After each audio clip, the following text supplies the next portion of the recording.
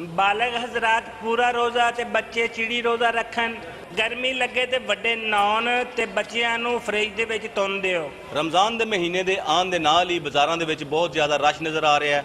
ਹਰ ਬੰਦਾ ਇਫਤਾਰ ਲਈ ਖਰੀਦਾਰੀ ਕਰ ਰਿਹਾ ਹੈ। ਔਰਤਾਂ ਘਰ ਦੇ ਵਿੱਚ ਟੇੜੇ ਮੇੜੇ ਪਕੌੜੇ ਤੇ ਸਮੋਸੇ ਤਿਆਰ ਕਰ ਰਹੀਆਂ ਨੇ ਤਾਂ ਕਿ ਇਫਤਾਰੀ ਦੇ ਵਕਤ ਕਿਸੇ ਕਿਸਮ ਦੀ ਦੁਸ਼ਵਾਰੀ ਨਾ ਹੋਵੇ।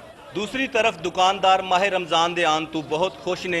सेल ज़्यादा होने के नाल जिहड़ी चीज़ां एक्सपायर हो गई ने वो भी निकल जांदियां ने। सब तो ज़्यादा डिमांड बेसन की होंदी है। जिस तरह चाबी तो बगैर ताला नहीं खुलता, इस तरह बेसन तो बनी हुई चीज़ तो बगैर रोज़ा नहीं खुलता। नाजरीन, हुकूमत की कोशिश होंदी है कि माह रमज़ान के दौरान कीमतां कंट्रोल च रहन, मगर वो गरीब के बच्चे की तरह हमेशा कंट्रोल तो बाहर रहिंदियां ने। ते दुकानदारां कोल भी रेट वधाउण दा एक बहुत वड्डा बहाना हुंदा है कि पिछों रेट वध गया है। गाहक समझदा है कि पत्नी इहदे पिछले रेट वधा के मर गए ने, इसलिए वो चुप हो जाता है। नाजरीन, इहदे नाल ही मैनूं भी इजाजत दिओ क्योंकि मैं भी घर का राशन पूरा करना है, क्योंकि अद्धे घंटे बाद यूटिलिटी स्टोर बंद हो जाना है।